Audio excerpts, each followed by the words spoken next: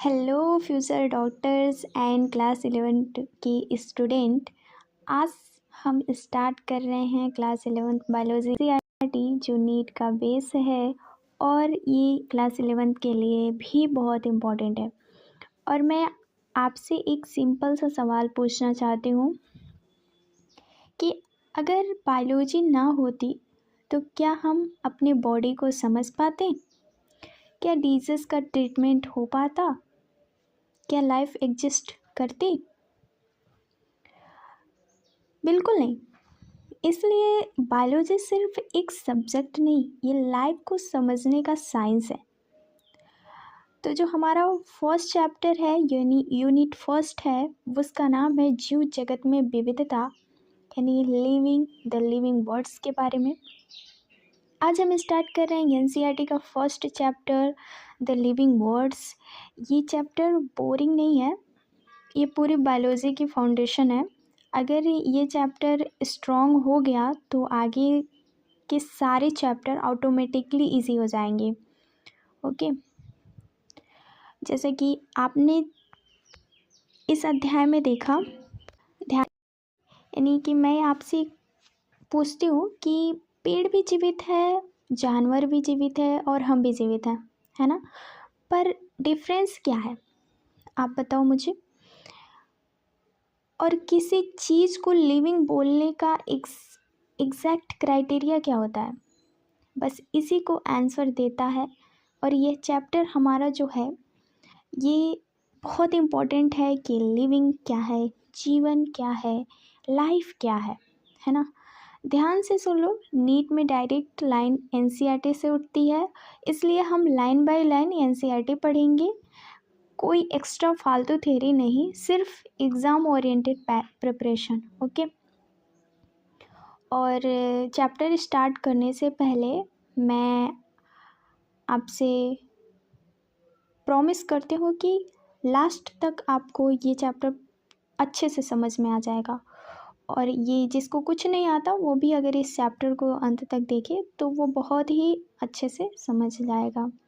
तो चलिए स्टार्ट करते हैं हमारा अध्याय। यानी इस अध्याय में हम 4 पार्ट पढ़ेंगे, है ना? यानी कि जो हमारे यूनिट फर्स्ट है उसमें 4 पार्ट है। एक है जीव जगत, दूसरा है जीव जगत का वर्गीकरण, तीसरा है वनस्पति जगत और चौथा है प्राणी जगत, है ना? अब हम इसमें ये देखेंगे कि जो हमारा समरी है फर्स्ट टॉप, तो इस पे हम देखेंगे लाइन बाय लाइन। जीव जगत सभी प्रकार के जीवन रचना और जैव पराक्रमों का विज्ञान है। यानी जीव विज्ञान सभी प्रकार के जीवन रचना और जैव पराक्रमों का विज्ञान है। जीव जगत कौतूहल जैव विविधताओं से परिपूर्ण है। कौतूहल मतलब कि शोर, है ना?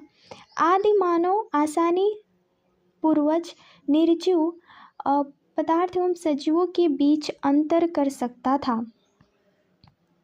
है ना? कर सकता था। आदि मानव के कुछ निर्जीव पदार्थ जैसे कि वायु, समुद्र, आग आदि तथा कुछ जीव सजीव प्राणियों तथा पौधों में भेद किया था। इन सभी प्रकार के जीवित और जीवहीन स्वरूप में जिन्होंने सर्वमान्य विशिष्टता पाई, वे उनके भय दूर भगाने के भाव पर आधारित थे। सजीवों का वर्णन जिसमें मानव भी शामिल था, मानव इतिहास में काफ़ी बाद में प्रारंभ हुआ, जो समाज यानी जीव विज्ञान की दृष्टि से मनोभाव विज्ञान में संलग्न थे। वे जैव वैज्ञानिक ज्ञान में सीमित प्रगति दर्ज कर सके। जीव स्वरूप के वर्गीकीय विज्ञान एवं स्मरकीय विवरण ने विस्तृत पहचान और प्रणाली, नाम पद्धति और वर्गीकरण यानी नोमेनक्लेचर की आवश्यकता प्रदान की। इस प्रकार के अध्ययनों का सबसे बड़ा प्रचक्रण सजीवों द्वारा ऊर्ध्वाधर तथा क्षैतिज दोनों ही समानताओं की भागीदारी को मान्यता देता था।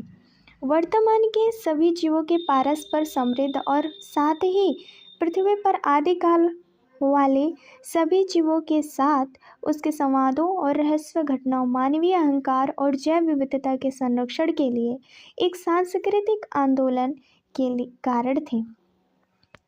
इस इकाई के आगामी अनुगामी अध्ययनों में वर्गीकरण, परिप्रेक्ष्य, वैज्ञानिक प्रणालियों और पादपों के वर्गीकरण सहित वर्णन के बारे में पढ़ेंगे। तो चलिए अब हमारा जो टॉपिक है वो जो हमारे फर्स्ट साइंटिस्ट हैं जिनका नाम है अर्नेस्ट मेयर, 1904 और 2004। अर्नेस्ट मेयर का जन्म 5 जुलाई 1904 में कैप्टन जर्मनी में हुआ था। आप हार्वर्ड विश्वविद्यालय के विकासपरक जैव वैज्ञानिक थे। उन्होंने 20वीं सदी का डार्विन कहा गया अब तक के 100 महान वैज्ञानिकों में से एक थे। कौन? Ernest mayor. मेयर ने सन 1953 में हार्वर्ड विश्वविद्यालय की कला एवं विज्ञान शाखा में नौकरी प्राप्त की। 1975 में Alexander Agassiz professor of zoology emeritus की पदवी के साथ अवकाश प्राप्त किया। अपने 80 सालों के कार्य और जीवन में उनका पक्षी विज्ञान, वर्गीकरण, प्राणी भूगोल, विकास, वर्गीकी और जीव विज्ञान के इतिहास में दर्शन आदि पर अनुसंधान केंद्रित रहा। आपने लगभग अकेले ही विकासीय जीव विकास के केंद्रीय प्रश्न जाति विविधता के उत्पत्ति को खड़ा किया, जो कि आज सच है। इसके साथ ही आपने हाल ही में स्वीकृत जीव वैज्ञानिक जाति वर्गीकी की परिभाषा की अगुवाई की। मेयर को 3 पुरस्कार दिए गए, जिन्होंने व्यापक तौर पर जीव विज्ञान के 3 ताजों की संज्ञा दी गई। 1983 में वल्जान प्राइज, 1998 में जीव विज्ञान के लिए इंटरनेशनल प्राइज और 1999 में क्राउफुटेज प्राइज। मेयर ने 100 वर्ष की आयु में 2004 में स्वर्गवासी हो गए। अब हम अपने चैप्टर की बात करते हैं और ये हमारा अध्याय फर्स्ट है और जीव जगत, लिविंग वर्ड्स। अब हम इसमें 2 पार्ट पढ़ेंगे। एक हमारा है जीव जगत में विविधता और दूसरा है वर्गीकी संवर्ग। अभी हमने आपसे कुछ क्वेश्चन पूछे थे कि जीव क्या है, जीवन कैसा है। तो आप यही सेम क्वेश्चन एनसीईआरटी भी पूछता है कि जीव जगत कैसा निराला है। जीव जगत कैसा निराला है? जीव जगत कैसा निराला है, इसका मतलब ये होता है कि पृथ्वी पर पाए जाने वाले सभी जीवित प्राणियों का समूह जीव जगत कहलाता है। अगर हम इसकी पूरी पैराग्राफ की बात करें तो जीव के विस्तृत प्रकारों की श्रृंखला विस्मयकारी है। असाधारण वास स्थान, चाहे वे ठंडा पर्वत, पर्णपाती वन, महासागर, अलवड़ी, मीठा जलीय झीलें, मरुस्थल, गर्म झरनों जिनमें जीव रहते हैं, वे हमें आश्चर्यचकित कर देते हैं। सरपट दौड़ते घोड़े, प्रवासी पक्षियों, घाटियों में खिलते हुए फूल और आक्रमणकारी सार्क की सुंदरता विस्मय, चमत्कार और आवाहन करती है। पारिस्थितिकी विरोध तथा समष्टि के समस्याओं और समष्टि में होता है पॉपुलेशन और समुदाय में सहयोग अथवा यहाँ तक कि कोशिका में आणविक गतिविधियों से पता चलता है कि वास्तव में जीवन क्या है। इस प्रश्न में 2 निर्विवाद प्रश्न हैं। पहला तकनीकी है, जो कि जीव तथा निर्जीव क्या है, इसका उत्तर खोजने का प्रयत्न करता है, तथा दूसरा प्रश्न दार्शनिक है, जो यह जानने का प्रयत्न करता है कि जीवन का उद्देश्य क्या है। वैज्ञानिक होने के नाते हम दूसरे प्रश्न का उत्तर देने का प्रयास नहीं करेंगे। इस विषय पर चिंतन करेंगे कि जीवन क्या है। तो अगर हम पृथ्वी पर पाए जाने वाले सभी जीवित प्राणियों का समूह जीव जगत कहते हैं, तो जैसे कि उसमें सूक्ष्म जीव यानी बैक्टीरिया आते हैं, पेड़ पौधे आते हैं, जानवर आते हैं, मनुष्य और कवक और शैवाल, यानी जो जीवित है वह जीव जगत का हिस्सा है। जैसे कि हमने इसमें देखा कि जो जीव हैं वो कहाँ कहाँ पाए जाते हैं, है ना। वो ठंडे स्थान में पाए जाते हैं, ठंडे स्थान में पाए जाते हैं, जैसे बर्फीले पर्वत, उदाहरण के लिए याक, पेंगुइन, और जंगल में पेड़ पौधे, शेर, हाथी। समुद्र और जल में, समुद्र यानी महासागरीय लवड़ी, इन सभी में, तो वहाँ पे वो मछली, व्हेल और शैवाल में। अगर रेगिस्तान में है, मरुस्थल है, रेगिस्तान में पाए जाते हैं तो ऊँट, कैक्टस हो गया। हवा में, तो हवा में कौन है, वो पक्षी है। इससे सिद्ध होता है कि जीव हर जगह पाए जाते हैं, है ना। अब हम बात करते हैं नेक्स्ट पॉइंट, जीव जगत में विविधता यानी बायोडाइवर्सिटी। तो पहले हम जीव जगत की विविधता के बारे में बात करते हैं कि ये क्या है। यानी जब जीव अलग अलग प्रकार, आकार, रंग और गुणों में पाए जाते हैं तो इसे जीव जगत विविधता कहते हैं। अगर हम बात करें उदाहरण में तो हाथी बहुत बड़ा होता है ना। चींटी बहुत छोटी होती है, पेड़ स्थिर रहते हैं, पक्षी उड़ते हैं, मछली पानी में रहती है। यानी सभी जीव जैसे नहीं है, मतलब एक जैसे है ही नहीं। तो यदि आप अपने आसपास देखें तो आप जीवों की बहुत सी किस्में देखेंगे, है ना। ये किस्में गमले उगनी और पेड़ पौधे, कीटे, पालतू अथवा अन्य प्राणियों और पौधों को हो सकती है। बहुत से ऐसे जीव भी होते हैं जिन्हें आप आंखों की सहायता से नहीं देख सकते, लेकिन आपके आसपास ही यदि आप अपने अवलोकन के क्षेत्र को बढ़ाते हैं तो आपको विविधता की एक बहुत बड़ी श्रृंखला दिखाई पड़ेगी। यदि आप किसी सघन वन में जाएं तो जीवों की बहुत बड़ी संख्या तथा उनकी कई किस्में दिखाई पड़ेंगी, है ना। फिर उसके बाद हमारा आता है कि प्रत्येक प्रकार के पौधे जैसे जंतु जीव जो आप देखते हैं, है ना, किसी एक जाति यानी स्पीसीज का प्रतीक है। जैसे मनुष्य हो गया, मनुष्य क्या है, होमोसैपियंस है। तो मनुष्य में जितने भी प्राणी हैं, चाहे वो किसी भी जाति धर्म का हो, है तो मनुष्य ना, तो उसे हम होमोसैपियंस ही कहेंगे। अब तक की ज्ञात और वर्णित स्पीसीज की संख्या लगभग 1.7 मिलियन से लेकर 1.8 मिलियन तक हो सकती है। हम इसे जैविक विविधता अथवा पृथ्वी पर स्थित जीवों की संख्या तथा प्रकार कहते हैं। हमें यह स्मरण रखना चाहिए कि जैसे जैसे हम नए हैं तथा यहाँ तक कि पुराने क्षेत्रों की खोज करते हैं, हमें नए नए जीवों का पता लगता रहता है ना। जैसे ऊपर बताया गया है कि विश्व में कई मिलियन पौधे हैं, जैसे यहाँ पे 1.7 मिलियन से लेकर 1.8 मिलियन प्रजातियां ना, स्पीसीज। तो हम पौधों तथा प्राणियों को उनके स्थानीय नाम से जानते हैं। ये स्थानीय नाम एक ही देश के विभिन्न स्थान के अनुसार बदलते रहते हैं। यदि हमें कोई ऐसी विधि नहीं निकाली जिसके द्वारा हम किसी जीव के विषय में चर्चा कर रहे हो सके तो शायद इसमें भ्रमकारी स्थिति पैदा हो जाएगी। अगर आप अपने घर पे आप अपने नाम से जाने जाते हैं, अगर आपके ही जैसा सभी व्यक्तियों का नाम हो तो आप कैसे जान पाओगे कि आपके पापा किसे बुला रहे हैं, है ना। तो इसीलिए सभी जीवों का एक अपना अपना नाम है, पहचान है।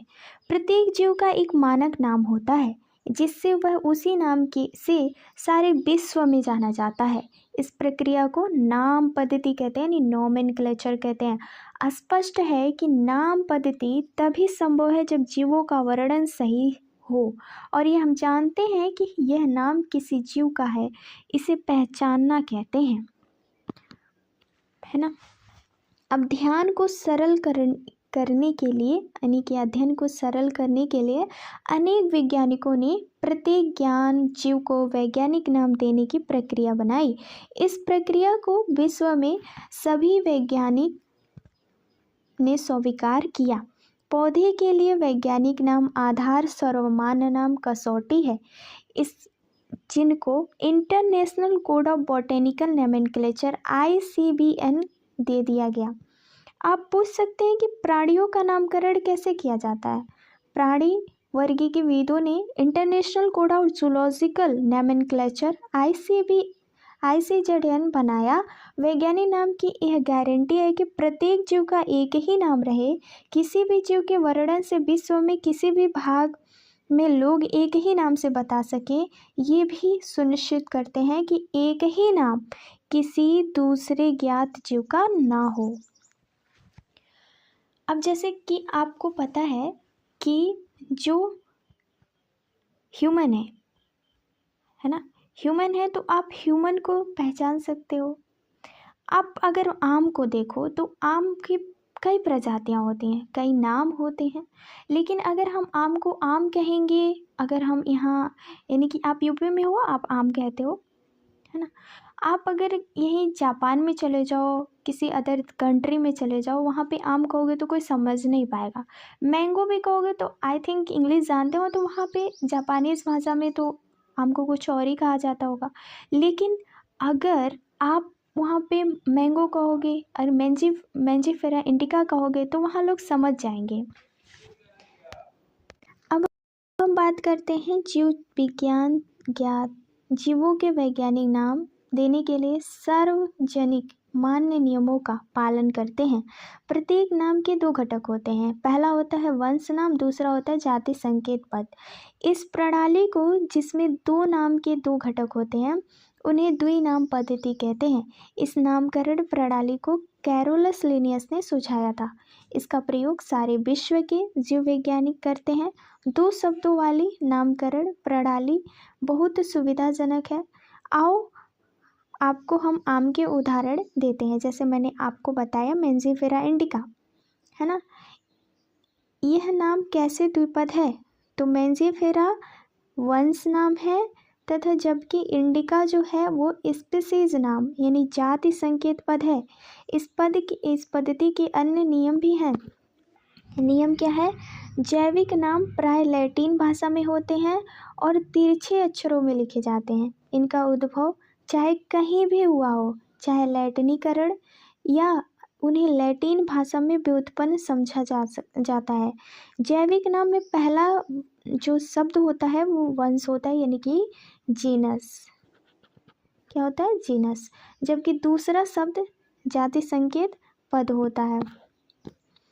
नेक्स्ट हम देखते हैं जैविक नाम को जब हाथ से लिखते हैं तो दोनों शब्दों को अलग अलग रेखांकित करते हैं, यानी छपाई में तिरछा लिखना चाहिए। यह रेखांकन उनके लैटिन उद्भव को दिखाता है। पहला अक्षर जो वंश नाम को बताता है बड़े अक्षर में होना चाहिए, जबकि जाति संकेत पद में छोटा अक्षर होना चाहिए। जैसे मैंडीफेरा इंडिका उदाहरण में इसकी व्याख्या करता है। जाति संकेत के पद के बाद अर्थात जैविक नाम के अंत में लेखक का नाम लिखा जाना चाहिए। अब देखिए जैसे यहाँ पे मैंजीफेरा इंडिका है तो यहाँ लिनियस है, ये लिनियस ने इसका नाम रखा था। सबसे पहले स्पीसीज का वर्णन लिनियस ने किया था। किसने किया था? लिनियस ने किया था। यह भी सभी जीवों का अध्ययन करना असंभव है, यानी कि जो भी जीव इस पृथ्वी पे हैं उन सभी का अध्ययन करना असंभव है। इसलिए युक्ति बनाने की आवश्यकता है जो इस संभव यानी कि इसे संभव कर सके। इस प्रक्रिया को ही हम क्या कहते हैं? क्लासिफिकेशन, यानी कि वर्गीकरण। वर्गीकरण वह प्रक्रिया है जिसमें कुछ सरलता से दृश्य गुणों के आधार पर सुविधाजनक वर्ग में वर्गीकृत किया जा सके। उदाहरण के लिए हम पौधे अथवा प्राणियों अथवा कुत्ते, बिल्ली अथवा कीटों को सरलता से पहचान लेते हैं। जैसे ही हम इन शब्दों का उपयोग करते हैं तो उस समय हमारे मस्तिष्क में इन जीवों के लिए कुछ गुण आ जाते हैं जिससे उनका उस वर्ग से संबंध होता है। जब आप कुत्ते के विषय में सोचते हो तो उसके मस्तिष्क में क्या प्रतिबिंब बनता है? जब आप कुत्ते को ही देखेंगे ना कि बिल्ली को देखेंगे, है ना। जब आप कुत्ते को देखोगे तो कुत्ता ही बनेगा आपके मस्तिष्क में, ना कि बिल्ली, है ना। यदि एल्सेशियन के विषय में सोचें तो हमें पता चलता है कि हम किसके विषय में चर्चा कर रहे हैं। अगर आप एल्सेशियन देखो तो एल्सेशियन कहते हैं। एल्सेशियन एक कुत्ते की नस्ल है जिसे जर्मन शेपर्ड भी कहा जाता है। अगर हम एल्सेशियन की बात करें तो एल्सेशियन एक ताकतवर और वफादार कुत्ता है और ये बहुत प्रसिद्ध कुत्ता है। बहुत बुद्धिमान भी होता है, जल्दी इसको ट्रेनिंग में सीखता है, जैसे कि आप CID में देखे हो, उसी के बारे में बात करी जा रही है यहाँ पे। तो अब हम बात करते हैं, इस प्रकार मान लो हमें स्तनधारी कहा जाता है कहना हो तो आप ऐसे जंतु के विषय में सोचोगे जिसके बाह, कान और शरीर बाल होते हैं, है ना। तो ऐसे जिसके बाह, कान और शरीर बाल होते हैं। इसी प्रकार पौधे और गेहूं के विषय में चर्चा करें तो मस्तिष्क में गेहूं का पौधा आ जाता है। सभी कुत्ता, बिल्ली, स्तनधारी, गेहूं, चावल, पौधे, जंतु आदि सुविधाजनक वर्ग हैं जिनका उपयोग हम पढ़ने में करते हैं। इन वर्गों के वैज्ञानिक नाम टैक्सा है।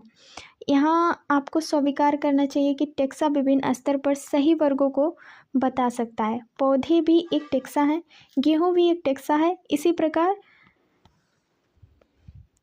प्रकार जंतु स्तनधारी कुत्ता भी एक टेक्सा है। लेकिन क्या आप जानते हैं कि कुत्ता एक स्तनधारी और स्तनधारी प्राणी है? इसलिए प्राणी स्तनधारी तथा कुत्ता विभिन्न स्तरों में टेक्सा को बताता है। इसलिए गुणों के आधार पर सभी जीवों को विभिन्न टेक्सों में वर्गीकृत कर सकते हैं, जैसा कि प्रकार, रचना, कोशिका की रचना, विकासीय पराक्रम, जीव की पारिस्थितिक सूचना आवश्यक है। और ये आधुनिक वर्गीकरण अध्ययन के आधार पर है। इसलिए विशेषीकरण, पहचान, अभिज्ञान, वर्गीकरण तथा नाम पद्धति आदि ऐसे प्रणाली हैं जो वर्गीकरण विज्ञान के आधार हैं। अब हम बात करते हैं वर्गीकी कोई नहीं है। मानव सदैव विभिन्न प्रकार के जीवों के विषय में अधिकाधिक जानने का प्रयत्न करता है ना। विशेष रूप से उसके जीवन में जो उसके लिए अधिक उपयोगी है, यानी आदि मानव को अपनी मूलभूत आवश्यकता जैसे भोजन, कपड़े, आश्रम के लिए नए नए स्रोत खोजने पड़ते थे। इसलिए विभिन्न जीवों के वर्गीकरण को आधार और उपयोगिता पर आधारित थी।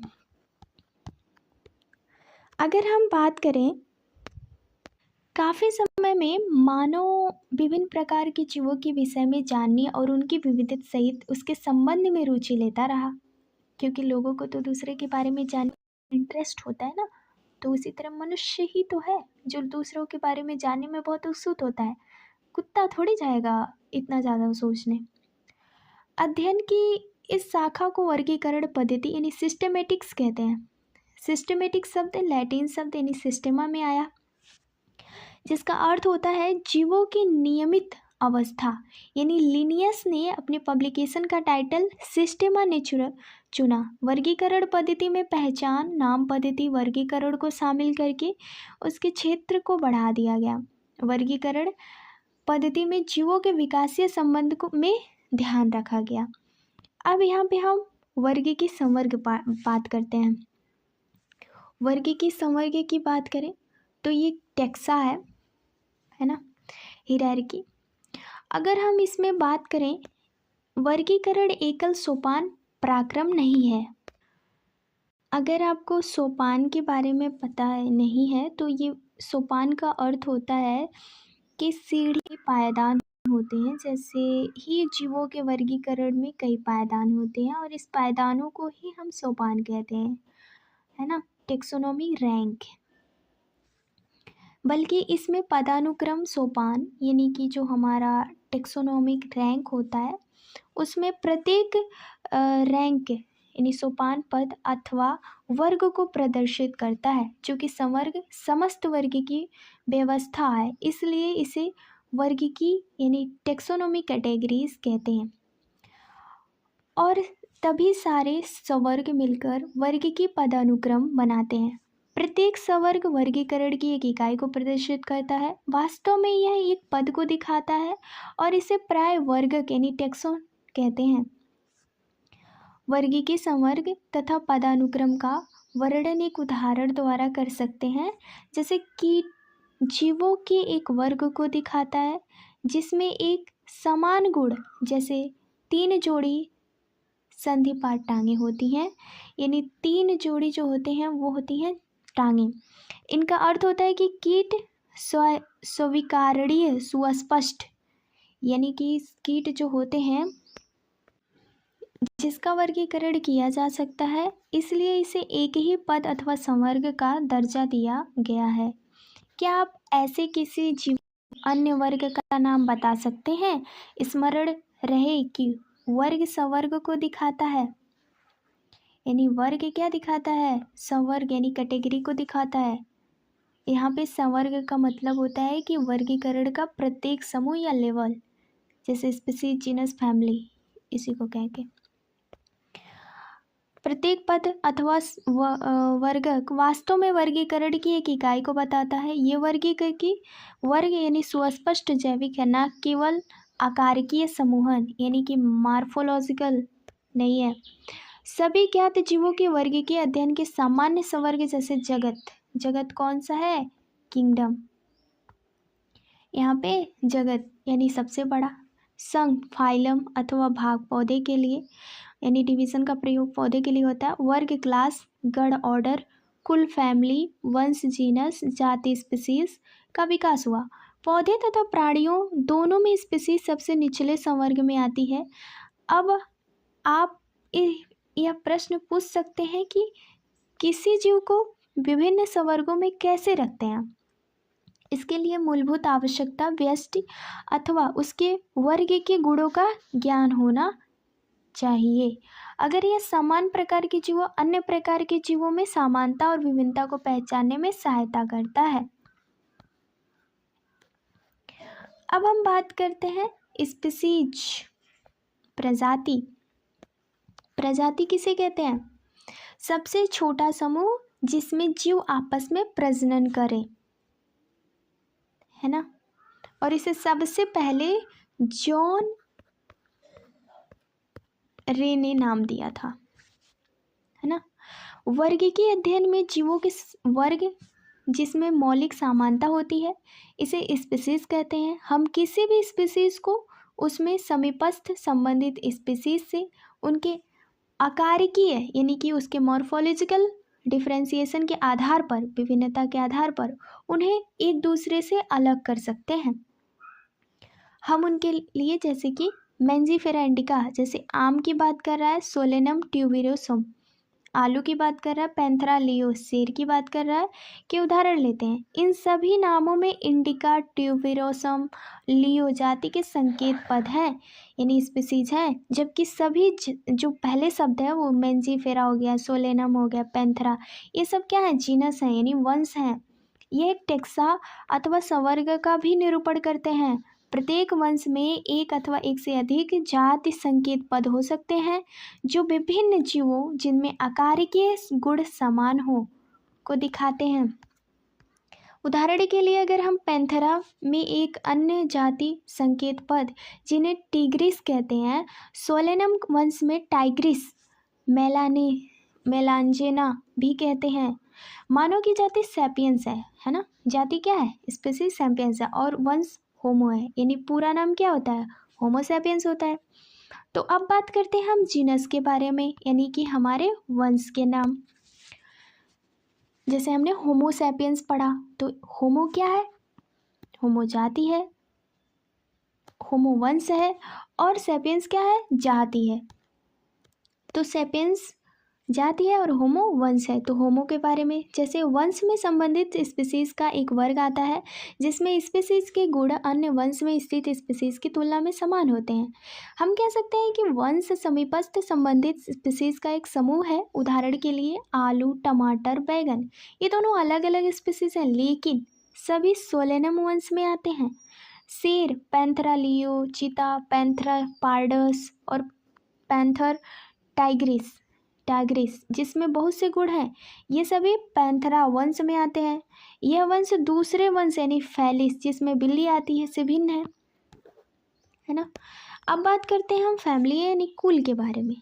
अगला जो हमारा कैटेगरीज है वो है कुल, जिसमें सब संबंधित वंश आते हैं। वंश स्पीसीज की तुलना में कम समानता प्रदर्शित करते हैं। कुल के वर्गीकरण का आधार पौधों के कई तथा जनन गुण यानी वेजिटेटिव और रिप्रोडक्शन के जो गुण होते हैं, जैसे पौधों में 3 विभिन्न वंश जैसे सोलेनम, पेटूनिया तथा धतूरा को सोलेनेसी कुल में रखते हैं, जबकि प्राणी वंश पैंथेरा जिसमें शेर, बाघ, चीता आते हैं को फेलिस बिल्ली के साथ फेलिडी कुल में रखा जाता है। इसी प्रकार यदि आप बिल्ली तथा कुत्ते के लक्षण को देखो तो आपको दोनों में कुछ समानताएं अथवा कुछ भिन्नताएं दिखाई देंगी, है ना। फिर दोनों बिल्कुल 2 विभिन्न कुलों जैसे कैनिडी और फेलिडी में रखा गया है। कैनिडी कुत्ता और फेलिडी बिल्ली। अब बात हम करते हैं गण के बारे में यानी ऑर्डर। आपने पहले देखा कि जो कैटेगरीज यानी संवर्ग जैसे स्पीसीज, वंश, कुल समान तीनों लक्षणों को आधारित था और ये प्राय गण अथवा अन्य उच्चतर वर्ग की संवर्ग की पहचान लक्षणों के समूहन के आधार पर करते हैं। गण के उच्चतर वर्ग होने के कारण कुलों के समूह होते हैं जिनके कुछ लक्षण एक समान होते हैं। इसमें एक जैसे लक्षण कुल में शामिल विभिन्न वंश की अपेक्षा कम होते हैं। पादप कुल जिसमें कोनवोल्व्युलेसी, सोलेनेसी और पॉलीसोनियलस गण में रखा गया है। इसका जो मुख्य आधार पुष्पी लक्षण है, जबकि प्राणी कॉर्नियोरा लक्षण है जो फैलिडी और कैनेडी कुलों को रखा गया है। नेक्स्ट है हमारा क्लास वर्ग, यानी कि वर्ग की बात कर रहा है। इस संवर्ग से संबंधित गण आते हैं। उदाहरण प्राइमेटा, इसमें बंदर, गोरिल्ला अथवा गिब्बन आते हैं। और कॉर्निवोरा गण, इसमें बाघ, बिल्ली तथा कुत्ते आते हैं, जो मैमेलिया वर्ग में रखा गया है। इसके अतिरिक्त मैमेलिया वर्ग के अन्य गण भी आते हैं। अब बात करते हैं हम फाइलम के बारे में, यानी संघ जो हमारा है वो फाइलम, यानी फाइलम को ही संघ बोलते हैं। और वर्ग जिनमें जंतु जैसे मछली, उभयचर, सरीसृप, पक्षी तथा स्तनधारी आते हैं। अगले उच्चतर संवर्ग जिसे संघ कहते हैं का निर्माण करते हैं। सभी को एक समान गुणों जैसे पृष्ठ रज्जु यानी नोटोकॉट, पृष्ठ खोखलीय तंत्रिका तंत्र के होने के आधार पर इसे हम कॉर्डेट्स में यानी कॉर्डेट संघ में रखते हैं। पौधे में इन वर्गों इनके कुछ ही एक समान लक्षण होते हैं जो उच्चतर संवर्ग यानी डिवीज़न में रखते हैं। यहाँ पे ध्यान देने की बात यह है कि जब हम प्लांट के बारे में पढ़ते हैं, प्लांट में हम वहाँ संघ नहीं लिखते हैं, हम वहाँ भाग लिखते हैं। ठीक है, जब हम प्लांट के बारे में बात करते हैं तो वहाँ भाग पढ़ते हैं जब हम प्लांट की वर्गीकरण करेंगे। लेकिन वहीं जब हम एनिमल का वर्गीकरण कर रहे होते हैं तो एनिमल में हम वहाँ पे फाइलम का प्रयोग करते हैं, यानी कि संघ का प्रयोग करते हैं। ठीक है, यहाँ पे दो डिफरेंस है, हमें ध्यान देना है। फिर नेक्स्ट हमारा आता है किंगडम, जो सबसे बड़ा संघ है। जंतु के वर्गीकृत तंत्र में विभिन्न संघों के सभी प्राणियों को उच्चतम संवर्ग जगत में रखा गया है, जबकि पादप जगत में विभिन्न भाग यानी डिवीजन के सभी पौधों को रखा गया है। विभिन्न संघों के सभी प्राणियों को एक अलग अलग जगत एनिमिलिया में रखा गया है, जिससे कि उन्हें पौधों में अलग किया जा सके। पौधों को प्लांटी जगत में रखा गया है। पौधों में हम इन दो वर्गों को जंतु तथा पादप जगत कहते हैं। इनमें स्पीसीज से लेकर जगत तक विभिन्न वर्ग की संवर्ग को आरोही क्रम में दिखाया जा गया है। ये जो कैटेगरीज है यानी संवर्ग है, यद्यपि वर्ग की वैज्ञानियों ने पदानुक्रम में उपसंवर्ग भी बताए हैं। इनमें विभिन्न टेक्सा का उचित वैज्ञानिक स्थान देने में सुविधा होती है। अब हम बात करते हैं उसके कुछ टेक्सोनॉमी हिरार्की के बारे में।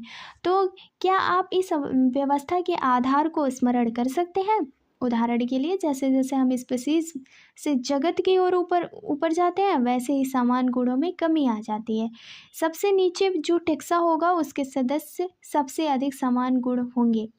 जैसे जैसे उच्चतर संवर्ग की ओर जाते हैं, उसी स्तर पर अन्य टेक्सा के संबंध निर्धारित करने कठिन हो जाते हैं। इसलिए वर्गीकरण की समस्या से जटिल हो जाती है। अगर हम बात करें कुछ समान जीवों जैसे घरेलू मक्खी, मानव, आम तथा गेहूं के विभिन्न संवर्गों में दिखाया गया है। अगर आप यहाँ पे कुछ डिविजन्स को देखो तो डिविजन्स क्या है? पादप हमारा किंगडम है। ठीक है, यहाँ अगर हम किंगडम यानी जगत, संघ, वर्ग, गण, कुल, वंश और जाति, ये हमारा आरोही क्रम में है। अब हम कुछ ऐसे वैज्ञानिक हैं जिनका हम वैज्ञानिकों का नाम है और कुल, गण, वर्ग और संघ के बारे में। अगर हम मानव की बात करें, जैविक नाम होमो सैपियंस कहते हैं। होमो क्या है? वंश है। सैपियंस क्या है? कुल है। यानी कि होमो वंश है, सैपियंस कुल नहीं है। यहाँ पे जाति के बारे में नहीं दिया हुआ है, लेकिन यहाँ पे अगर होमो सैपियंस इसका जैविक नाम है तो होमो वंश है, कुल यानी फैमिली होमोनिडी, गण प्राइमेट, वर्ग ममेलिया और संघ कॉर्डेटा के अंतर्गत आता है। घरेलू मक्खी जो है वो मस्का डोमेस्टिका इसको कहते हैं, साइंटिफिक नेम है इसका। वंश मस्का है, कुल म्यूसिडी है, गण डेप्टेरा है, वर्ग इंसेक्टा है और जो फाइलम उसको हम आर्थ्रोपोड्स के अंतर्गत लाते हैं। नेक्स्ट हमारा आम, मेंजीफेरा इंडिका इसको कहेंगे। वंश है हमारा मेंजीफेरा, कुल है एनार्कडिएसी और गण है सेपेंडेंस और वर्ग है डाइकोटिलिनिडी। और भाग क्या है, क्योंकि ये पौधा है तो इसलिए इसको हम भाग में रखेंगे और इसको हम एंजियोस्पर्मी। गेहूं के ट्रिटिकम सेटेवम कहते हैं और इसका जो वंश है ट्रिटिकम है, कुल पियोसी है, गण पोएलस है, वर्ग मोनोकोटिलिडेनी है और जो भाग है वो एंजियोस्पर्मी है। अब हम बात करते हैं इस अध्याय का सारांश यानी समरी के बारे में। तो हमने क्या पढ़ा? हमने पढ़ा कि जीव जगत में प्रचुर मात्रा में विविधता पाई जाती है। असंख्य पादप तथा प्राणियों की पहचान तथा उसका वर्णन किया गया है, परंतु अब भी इसकी बहुत बड़ी संख्या अज्ञात है। जीवों के एक विशाल परिसर को आकार, रंग, आवास और क्रियात्मक आकार की लक्षणों यानी मॉर्फोलॉजिकल कैरेक्टर्स के कारण हमें जीवों की व्याख्या करने के बाधित होना पड़ता है। जीवों की विविधता और इसकी किस्मों के अध्ययन को सुसाध्य एवं सरल बनाने के लिए जीव वैज्ञानिकों ने कुछ नियम और सिद्धांतों का प्रतिपादन किया, जिससे जीवों की पहचान और उनका नाम, पद्धति तथा वर्गीकरण संभव हो सके। ज्ञान को इस शाखा को वर्गीकी का नाम दिया गया। पादपों तथा प्राणियों के विभिन्न स्पीसीज का वर्गीकी अध्ययन कृषि वनिकी यानी वर्गीकी और हमारे जैव संसाधन में विभिन्नता के सामान्य ज्ञान में लाभदायक सिद्ध हुए। वर्गीकी के मूलभूत आधार जैसे जीवों की पहचान, उनका नामकरण तथा वर्गीकरण विश्वव्यापी रूप से अंतर्राष्ट्रीय कोड के अंतर्गत विकसित किया गया है। समरूपता तथा विभिन्नताओं को आधार मानकर प्रत्येक जीव को पहचाना गया है। इस द्विनाम पद्धति दिया गया है। सही वैज्ञानिक तंत्र के अनुसार द्विनाम यानी नाम पद्धति जीव वैज्ञानिक के नाम जो दो शब्दों से मिलकर बना होता है दिया जा सकता है। जीव वर्गीकरण तंत्र अपने स्थान को प्रदर्शित करता है। बहुत से पद होते हैं जिन्हें प्राय वर्ग के संवर्ग अथवा टेक्सा कहते हैं और ये सभी वर्गीकी पदानुक्रम कहलाते हैं यानी हियरार्की ऑफ टैक्सोनॉमी कहलाते हैं। Thank you for watching this videos. Thank you for NEET student and class 11th student. ये सभी के लिए बहुत इंपॉर्टेंट है। आप लोग मुझे फीडबैक ज़रूर दीजिएगा। Like, share, subscribe. Thank you.